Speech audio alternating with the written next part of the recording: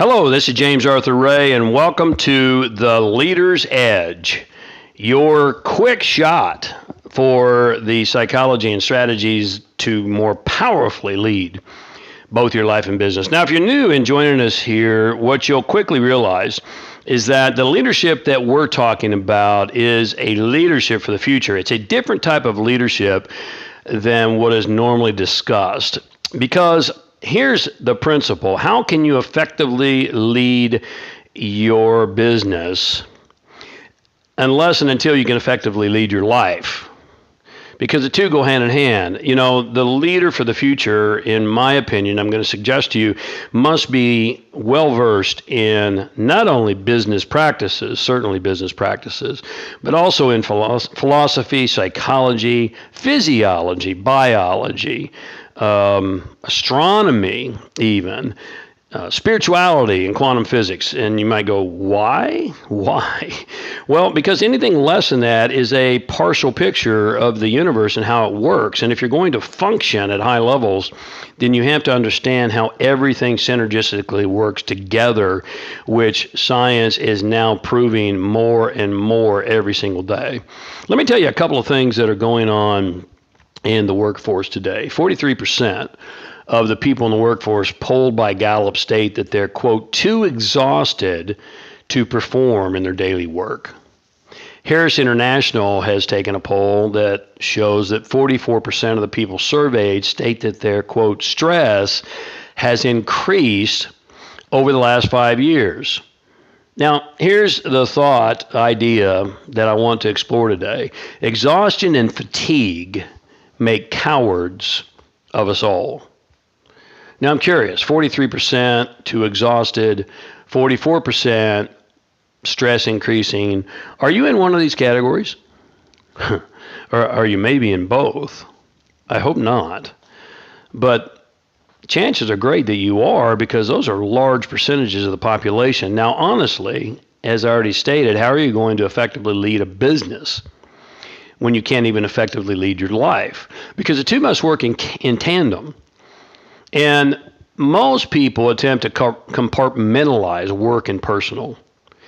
And herein resides one of the major problems, because when we compartmentalize, we're sending a subtle message, sometimes not so subtle, that one is more important than the other. And let me just say straight up, if you're living your life for your next vacation, if you're living your life for the weekend, then you're not living. You're really not. And when we compartmentalize, what we're doing is we're creating incongruence. And this incongruence and cataloging fractions your energy and creates internal stress. Think about it. If you're constantly being pulled inside, then you're not going to be very powerful outside. You with me? Continuous internal stress leads to exhaustion, flat out. And science tells us that everything in this universe is energy, and therefore everything either replenishes your energy or it burns your energy. And there is no neutral. You see, the implications here are vast.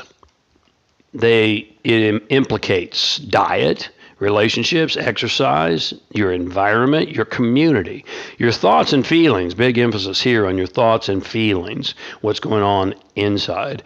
Your purpose. Here's a big one too, because being blessed as I am to have worked with over 1 million people from 145 different countries around the world, the number one challenge that I find is that most people haven't got a clue what their purpose is. And this creates internal battle as well. It implicates financial well-being. It implicates your contribution and your recovery. Now, here's something that many people don't recognize. Stress is not the enemy. The enemy is lack of recovery.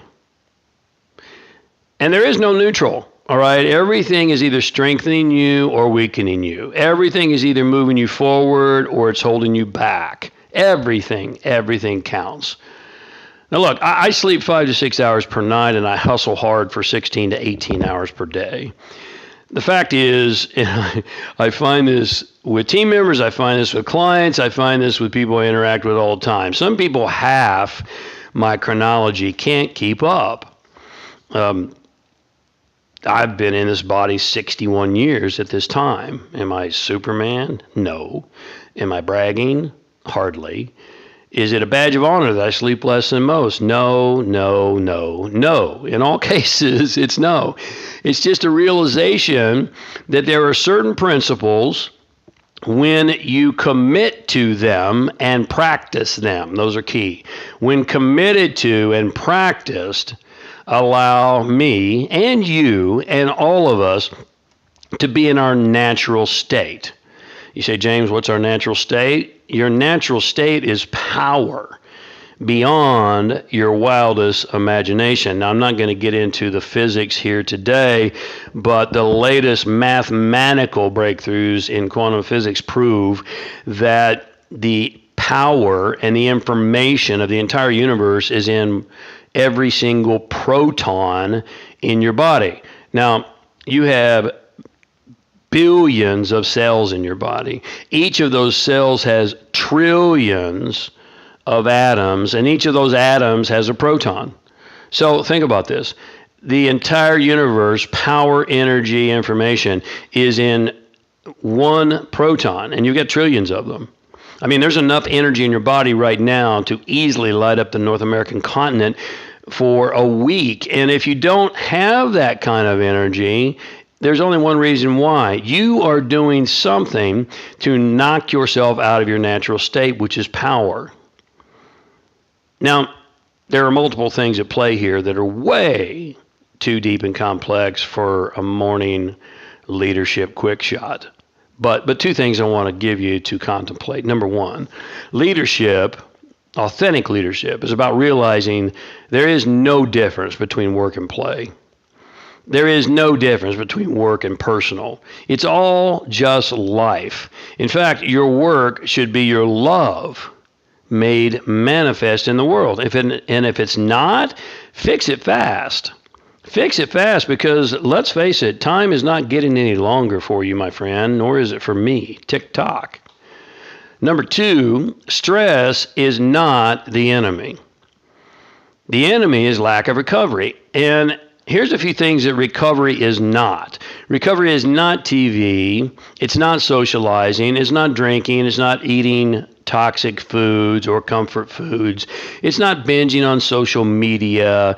It's not oversleeping. It's not going to parties and gatherings. That's not recovery. Recovery is something that feeds your spirit and soul. Something that feeds your spirit and soul. And you have to define what that is, but it's something productive, like reading a good book or biography. It's like doing yoga. It's like a workout. It's like time in nature. It's like meditation, mindfulness. It's like quiet time, unplug. And these kinds of recovery mechanisms must be interjected into your life daily. You need to schedule your recovery just like you schedule a conference call or a business meeting, not just when you hit the wall. Are you with me? So I want to thank you again for being here today. Hopefully this has given you some things to think about and, more importantly, to act upon. If I can help you reach that superhuman potential and take your power back, it'd be an honor and a privilege to do so.